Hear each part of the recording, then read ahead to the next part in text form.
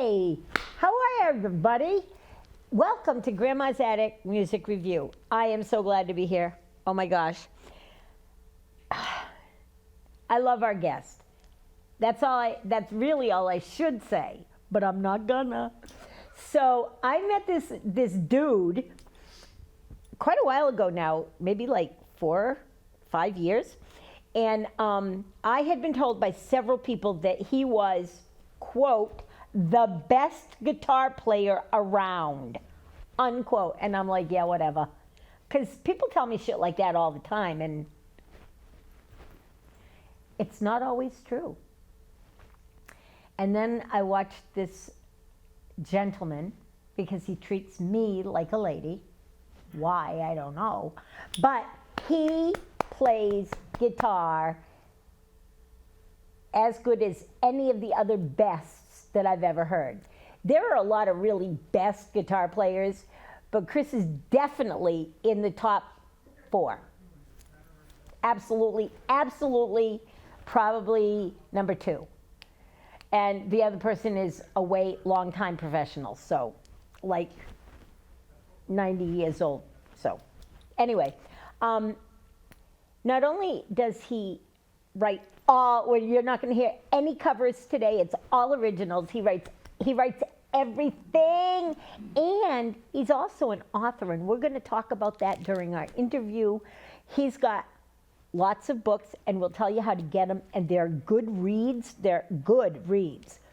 And we're going to have so much fun today. His music is amazing. His books are very cool, and he's one of the greatest guys I've ever met in my life. So please welcome into your heart and into your home, Chris Abbott. Well, thank you. Thank you very much.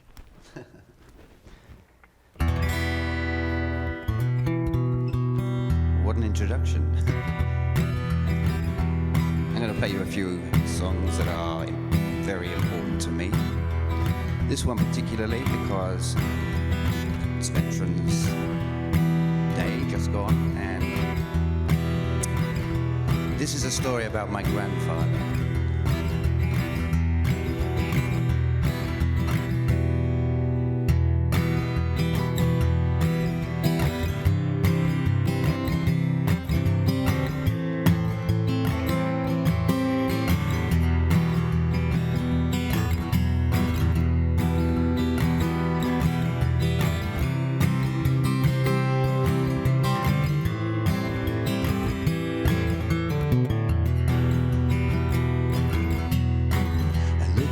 Grey eyes that look so old. He never talks about the things he's seen. Lines on his face so deep and cold. A roadmap of things he's been through. Mud and debris, shrapnel and pain. He takes the punishment, he knows the score. Frightened and cold in the flashes of gunfire, fighting for the freedom that he once knew. Old soldiers and heroes, they come and they go. Scarred on the inside, take their places on monuments. All cast in bronze and stone.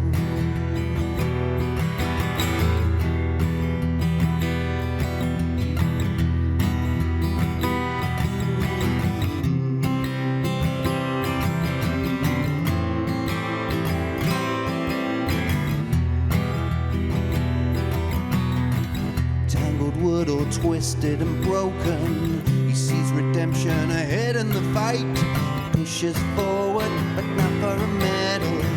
He wants to start to save his soul, crossing into places he's never seen. He's tired of the things that make him cry.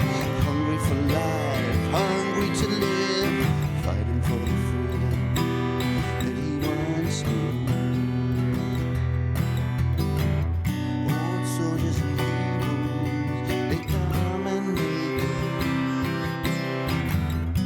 Scarred on the inside, take their places on monuments. Oh, cast in bronze and stone.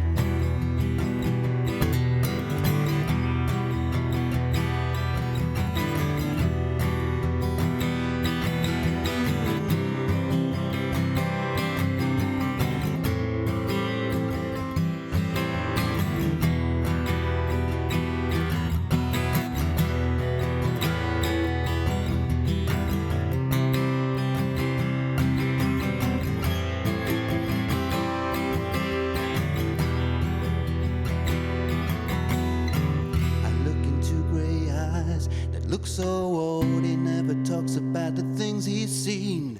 Lines on his face so deep and cold, a road map of things he's been through.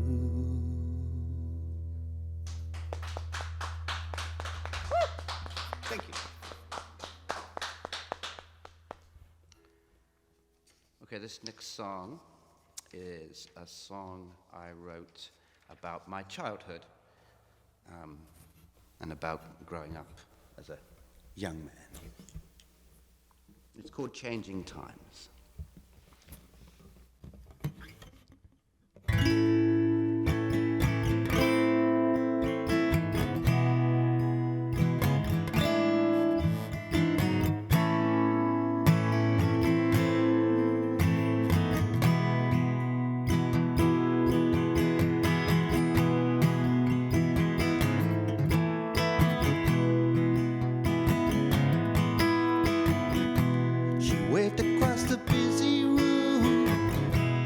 Fumbled as he dropped his keys, a bright white smile for all to see. Tattooed cigarettes, lighting them with just one match, hanging around the old arcade.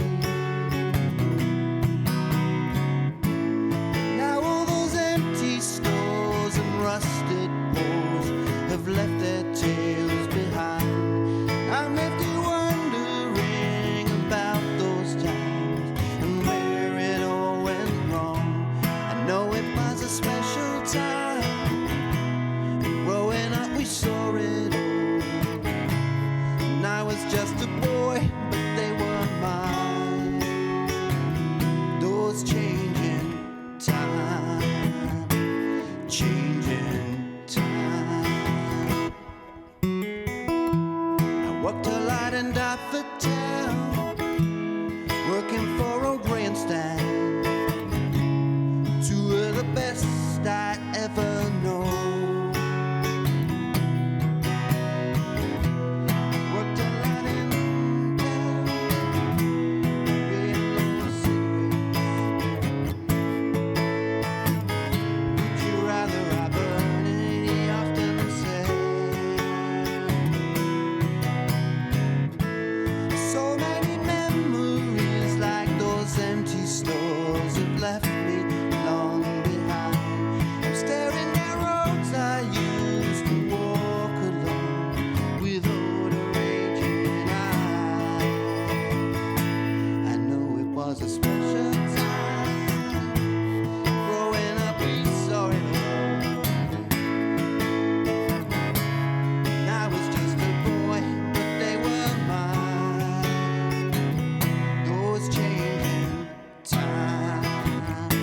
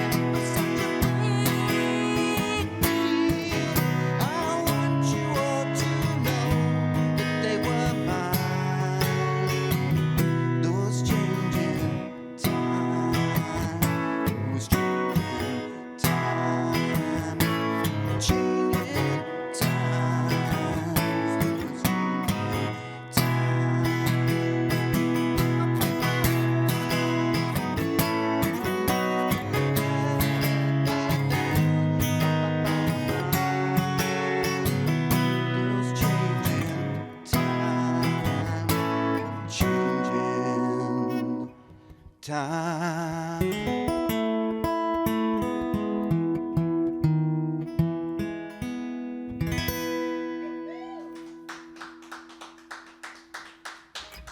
Thank you. Thank you very much. Okay. This next song is a song called Grifting, but I don't have a story for it. It just sort of came to me as a little story about a grifter who lives in a place and it isn't really treated that well and doesn't really treat people that well. So it's a bit of a sad story, but it does have a nice ending. So.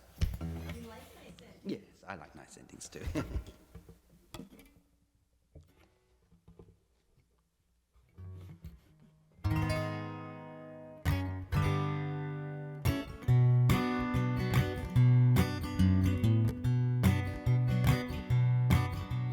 Cats are playing on the front door mat. There's been no post today. I'm sitting by the door. I've been waiting here all day. On a broken fence on an empty street, there are other cats at play. But it's taking forever. I just want my check, okay?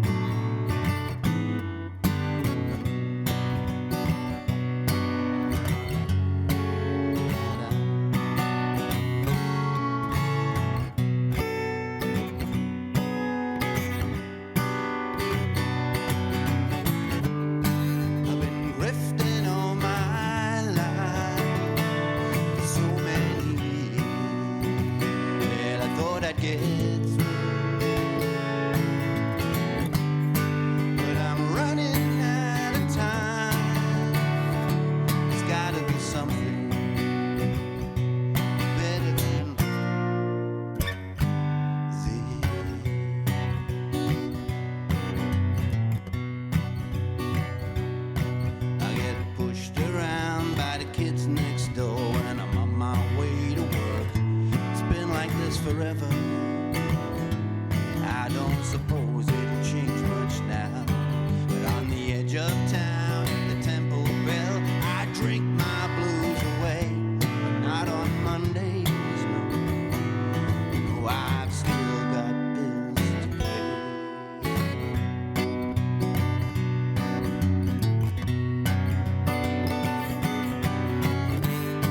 I've been grifting all my life.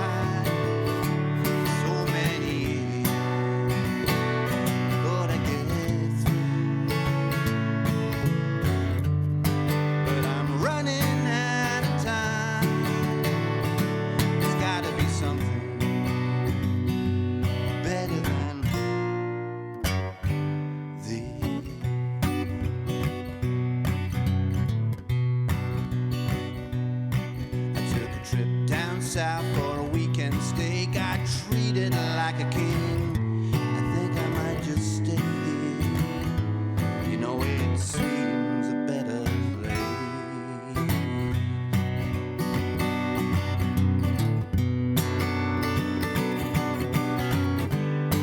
I've been grifting all my life, so many years. I thought I'd get through.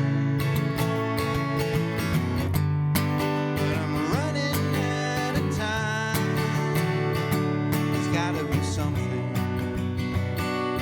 better than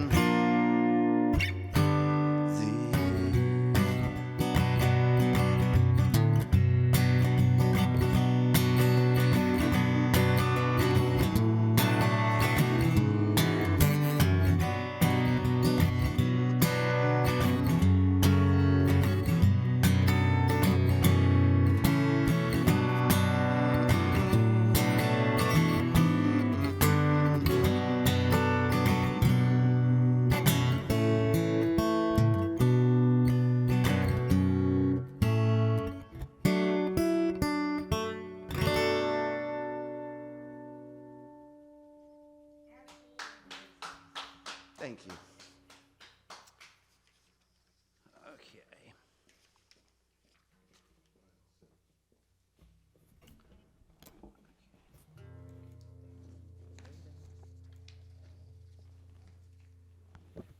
This next song is called Riding the Surf.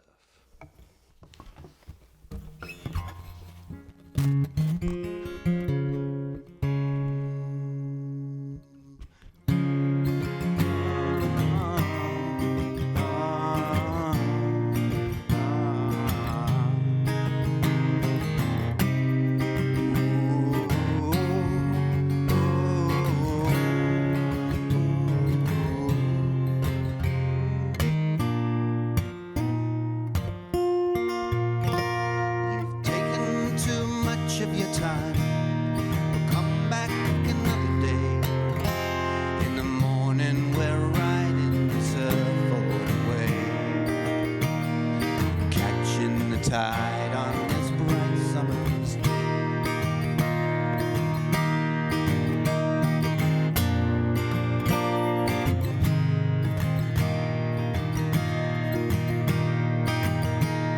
The water's edge has a purple tint as we sit in the beach huts.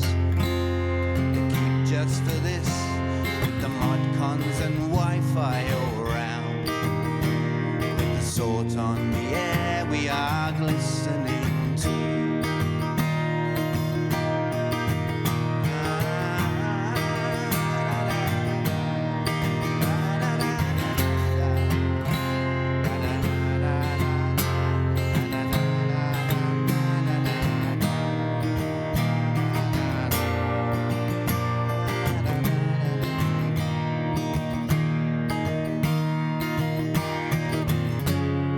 Watching the night bus coming at the edge of the dark. A light breeze caresses our back as we walk from the dock. We've taken too much of your time. We'll come back on Friday. In the morning we're riding the surf all the way. Meeting some friends on an island they know. Oh, we're riding the surf with a cocktail or two. We're riding the surf, my thoughts go to you.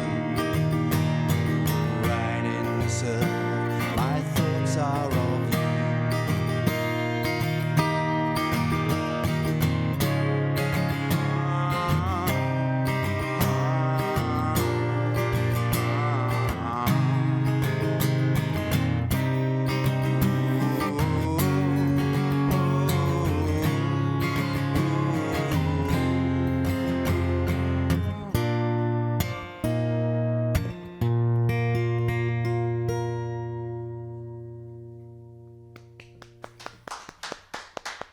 Thank you.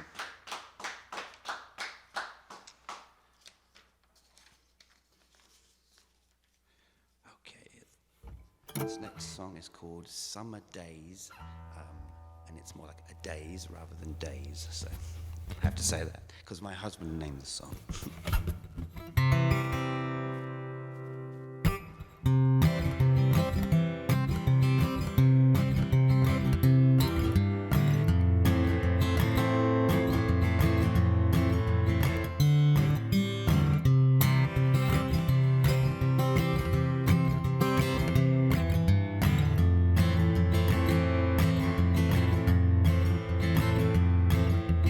Whisked away for the last few days of summer.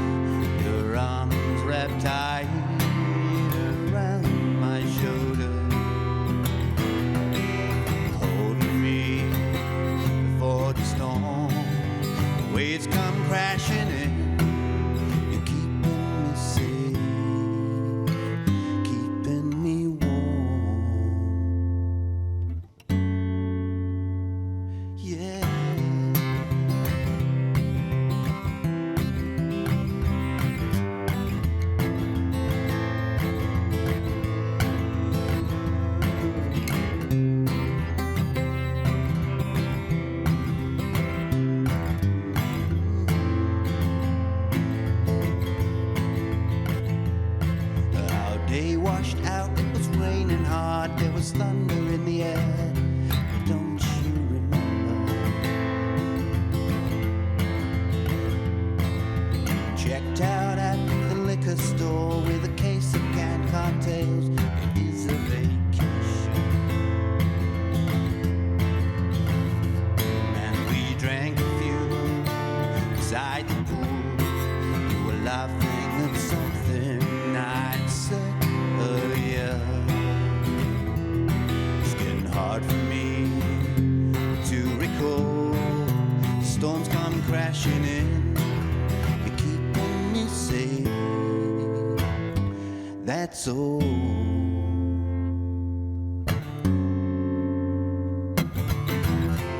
It's not long before we leave, and we can find a place to go. We can watch the waves and listen to their roll. And it's a funny weather day, beach whiskey not too cold. We sit and watch it with cocktails from afar. Yeah.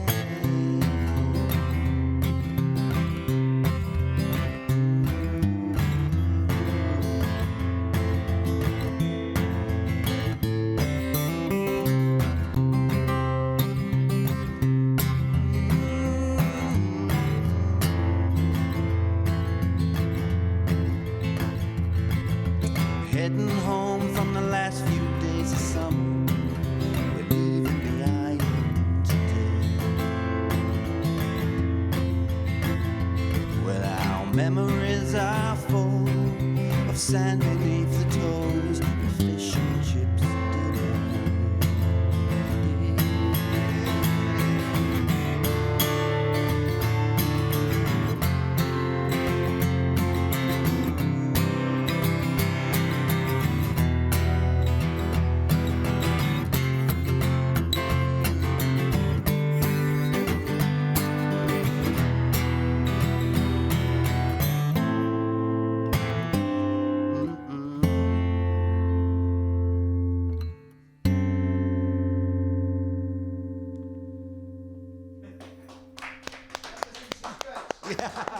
I love the suspense chord. I actually do have one that, which I play, which has what's known as the Devil's chord. The Devil's Yes, Chord. which I'm going to play for you now. It's a song called Her Sweet Melody, and it features this supposedly devil chord, which is this. And what does that do? Chase him away or invite him in? I think it depends on what you are after, but I think it does. It supposedly invites the devil in, but it's this. Yeah, if you can't. See? I just call that complete and total discord. Yeah, but mine I kind of like. I could keep it a little off, so my hand hits it.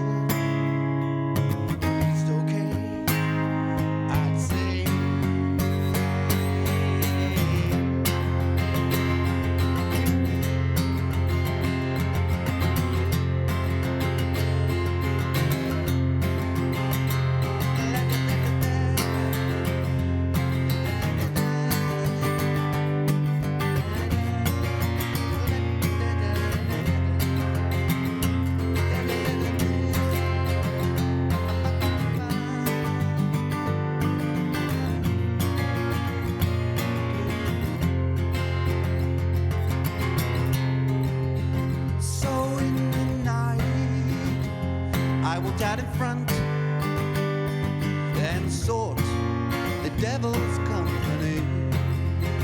Now I recall those events quite vividly, and the reason for my shame and misery, and the light of that star, she still talks to me. The devil's got your soul and your dignity, so just bask in my light and wander free, and listen to my sweet, sweet melody.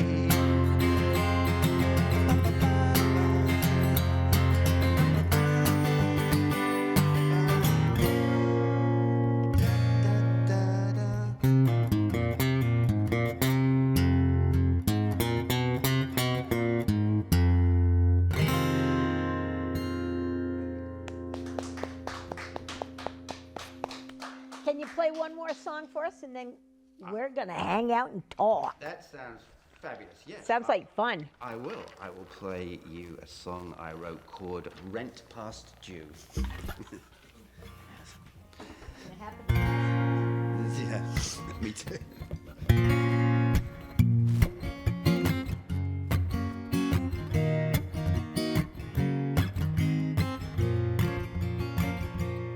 I walked 3 miles straight till my souls gave out. I collected my gear and walked right out. Now they owe me.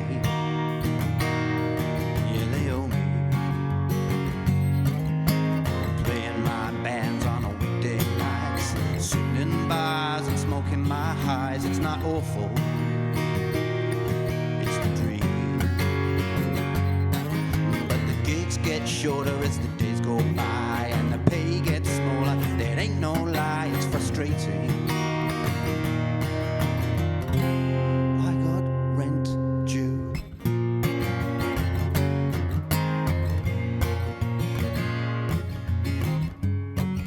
The show's about to start. Flick our smoke across the park and settle in and play my time for an empty Tuesday night. Or an empty Wednesday night.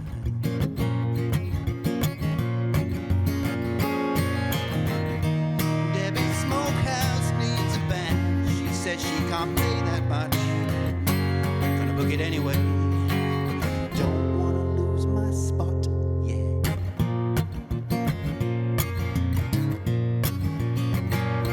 All those weekend jaunts to the fancy bars where the sound is great and the hosts are wild. We'll keep it going, keep us playing.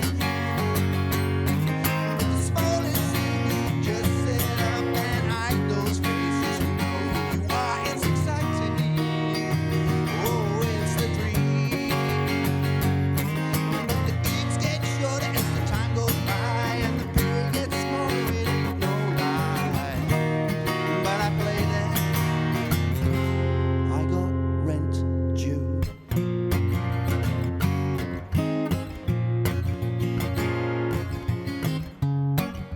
The show is underway. I settle in, I find my place amongst the sound of the band on an empty Tuesday night. On an empty Wednesday night. On an empty Tuesday night.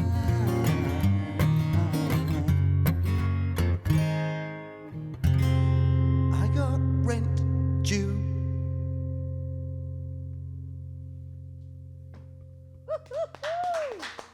Thank you very much. So, so while Chris is coming over, if you weren't in New London tonight, you missed the social, you missed the Hope Collective, the Connecticut Hope Collective. We raised money for the New London Homeless Hospitality Center. If you want to give to that cause, please just call the Homeless Hospitality Center and tell them you heard about it on my show and you'd like to make a donation. I would be happy to help you do that. Find me on Facebook, Facebook Grandma's Attic, Facebook Grandma's Attic Music Review. Find me and I'll help you make that donation because you missed the show tonight. It was amazing. Just saying. Really hasn't happened yet, but I'm playing it up.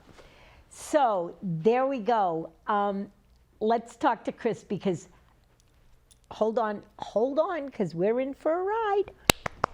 I'm so happy to have you. I don't like not being able to see you. How are you? I'm very well. Thank Do you have a new book out this week? you. This week. Don't you have a new book out every week? Nearly every month. No, December.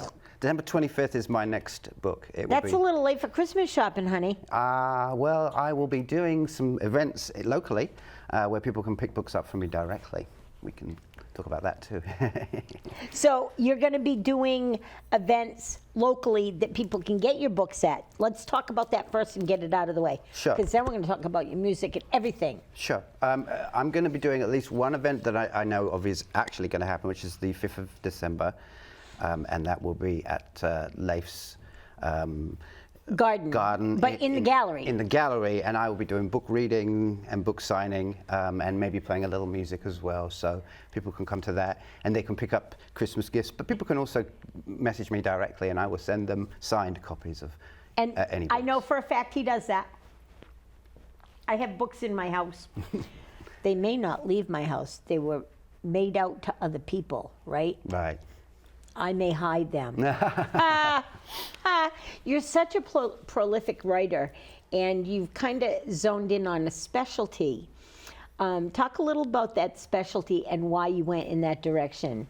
Oh, certainly. I guess you could say that I am more commonly known as a pastiche writer of Sherlock Holmes, traditional Sherlock Holmes stories. And the reason I went in that direction was really simply because I wanted to see if I could do it, if I could write a story that Sherlock Holmes solved, and I found I had an aptitude for it. But that was in 1999 when I wrote that story. And at that time, it wasn't possible to publish stories of Sherlock Holmes because it was still within copyright. But now it's in the public domain and has been since 2010. Okay, so now you're writing them every month. Every month. New book every month. He's amazing. What gives you the brain power to do? I mean, I love to write, and I write all the time. I write once a month for a magazine. That's it. And I find that it shines my brain up a little bit, but I don't think I could write a book a month. I mean, I generally don't write a book a month. I mean, I try to write them in advance. But I write what I call novellas. I have a little system. It's very, very simple for me. I write an outline, 11 chapters, and it's about 30,000 words. And I usually get that done in about a week to 2 weeks. Okay. Those are my bread and butter, right? Those are the Sherlock Holmes stories that I make. And then in between, I do other things, other projects as well. But the reason I wanted to do the Sherlock Holmes stuff originally was because I wanted to see if I could. And then when it became public domain, I had an option to publish with a publisher. And a friend of mine, who also is an author and published, said, I would keep it and do your own thing with it. So I made my own little publishing company, and I published that particular series of books. And I'm a full-time writer because of it. So. And that's wonderful to not have to really go like to work. Although, I mean, I love my job, but it's not for everybody, you know? Not everybody can do what I do. Certainly not everybody can be a full-time writer. And not only do you write books, but you also write all your own songs. Yeah. Where does all that knowledge, all that subject matter come from? Well, here's the thing. I don't retain any of the research I do for a book. So when I do a book and I've finished it, when my brain says, oh, we can move on to the next, it just goes. So I have to do interviews for books years later. I have to read the book because I have no idea what happens in it. But I think that helps me to be able to write so many stories because I don't remember the last plot line. Otherwise, I'd be always constantly worrying that I'm repeating it. And after you've been doing 5 a year for 5 years, you start to worry that you might be a bit repetitive. Right. So I reinvent every year. I come up with a new way of reinventing those same stories without changing them so drastically that the people who had liked the previous ones wouldn't like the new ones. Right. But I just found I had an aptitude for it. But really, the two answers for you is, one, it's exceptionally good fun to do, and two, it makes me money. So, and It makes me money. and it's the only one. It's the only part of my writing life that really does. All the other stuff, the novels and so on, you know, they do all right. But I tapped into a niche, and I don't intend to untap it. No, I'm so proud of you. I have read your writings, and I have listened to your music. What makes you sit down and write a song? The first few times when I first started writing, I forced myself to write songs because I felt like I could just be prolific and do that. And actually, it didn't work well for me in the way I can just write. Writing a song was harder until I realized one day, why am I treating it differently to the book? It's a story. The song is a story too. It's just in a lot less words, but it's still a story, and I'm still trying to tell a story. And I thought, yeah, so just write little stories. And then once I have the story and the concept, I then try and find out a melody that I like. And normally, I develop the two at once. So as I'm writing it, I'm hearing a melody, and then I'm... In your head? In my head. I hate musicians. And then I find that melody line, and then I find the chords to match it, and then generally there's my story.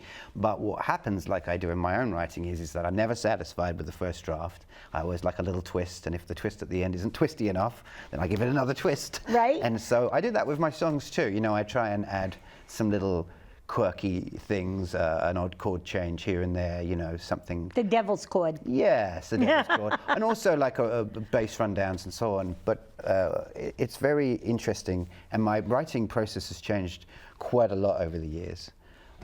Because now I sat down and wrote a whole album's worth, but that was the intention. Right. And then I have my bass player from my band, Mark Zanardi, comes to me first, and we play the songs through together until he has the sound and the general feel of it. And then any development changes happen then, and then I present it to the rest of the band. Right. But with already two of us that know how to play it. And that's where that comes from. So. That's awesome. So the music people that we all know is a really large group of very involved with each other group.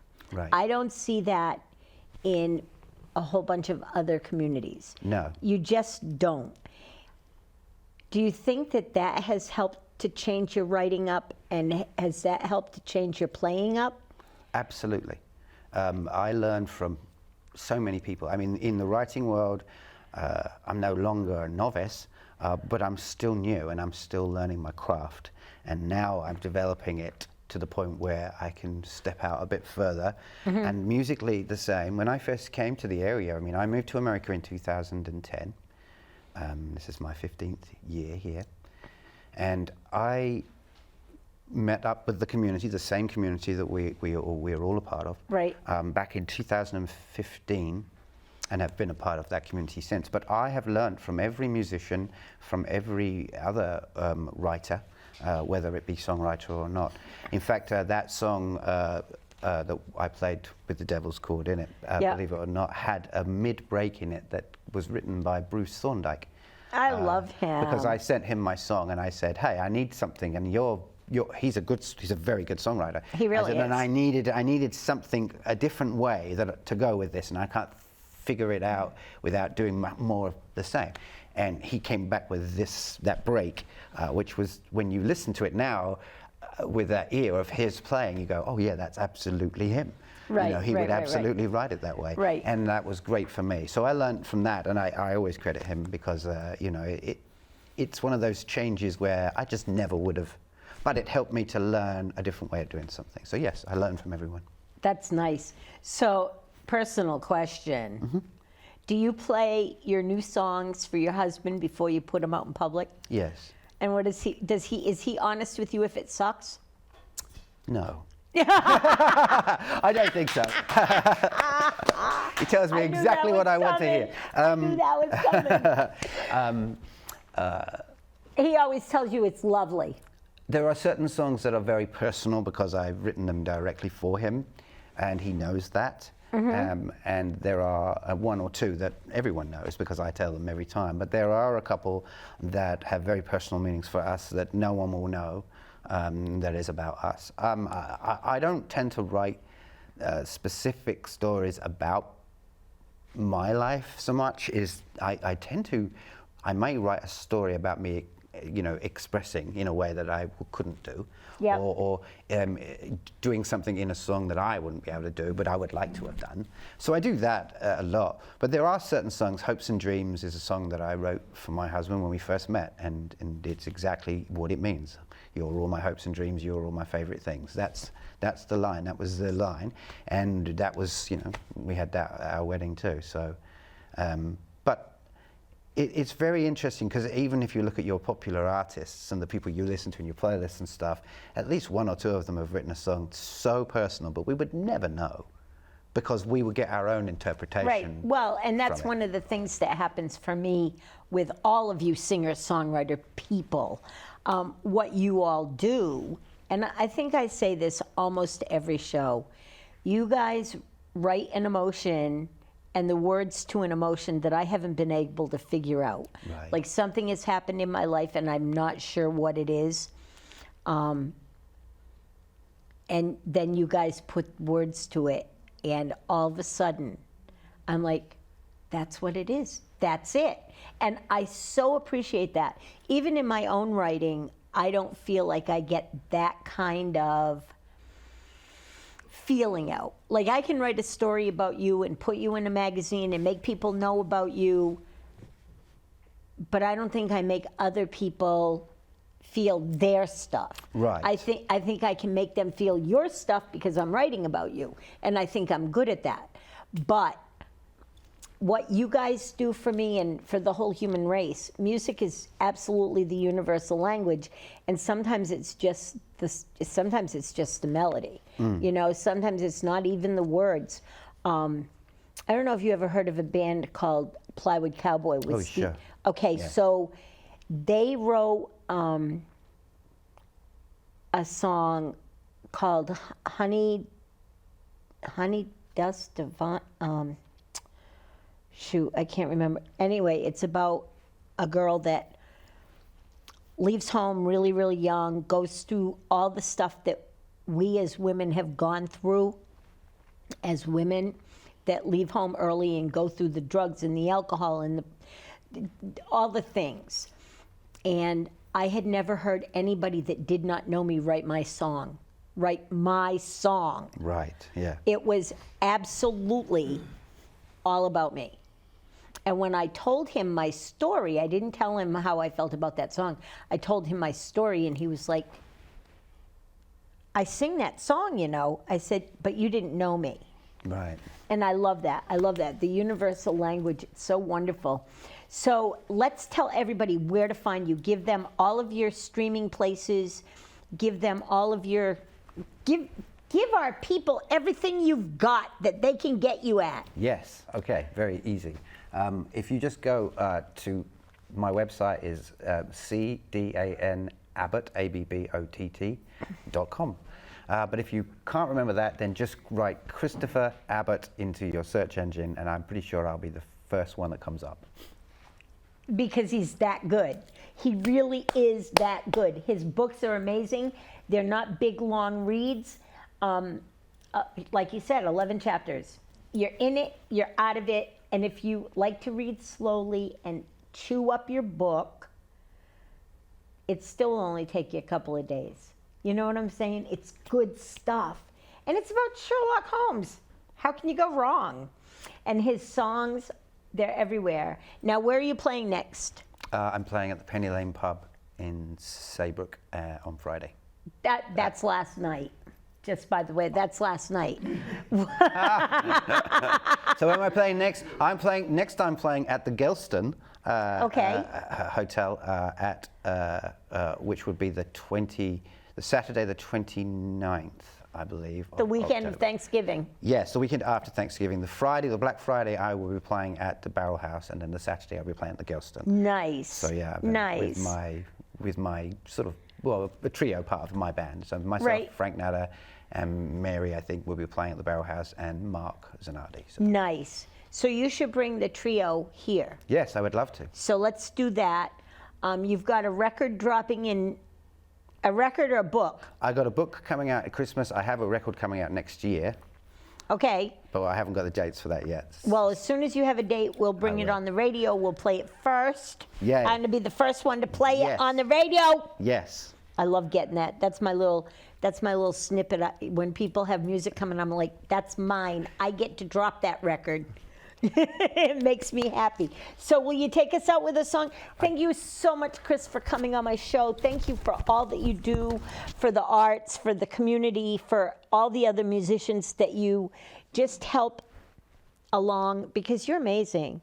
You're really, you're one of the best humans I know, and that's very cool to me. So Chris is going to take us out with a song. Thank you all for checking in. Remember, if you want to give to tonight's World Kindness Day, money being raised for the New London Homeless Hospitality Center, find me on Facebook, or just go to www.nlhhc.org and push the donate button. I'd love that. Please do that. So many people are fighting with housing insecurity right now. It's crazy. And too many of them are veterans. Just saying. Thanks, everybody. I'll see you next week. Bye for now.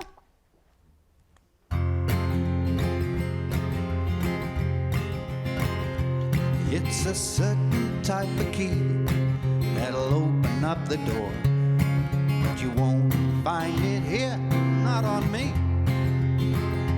Just an odd bit of brass, shaped quite exquisitely by a craftsman's skill revealed in polished hue. And that tiny little key that opened up the door left a dirty mark on our history. Well, it's goodbye, my friend. Time to say farewell. Yeah, it's goodbye, my friend. Well, I hope to see you around. Yeah, it's goodbye to everything and everyone around. I take my work quite seriously. I try never to disagree, because it helps to create some harmony. But my face can let me down when it manifests a frown. I thought I did quite successfully. Someone hands me a key and points towards the door, and I repeat it all again in history. So it's goodbye, my friend. Off I go again. Yeah, it's goodbye, my friend. Well, I hope to see you around.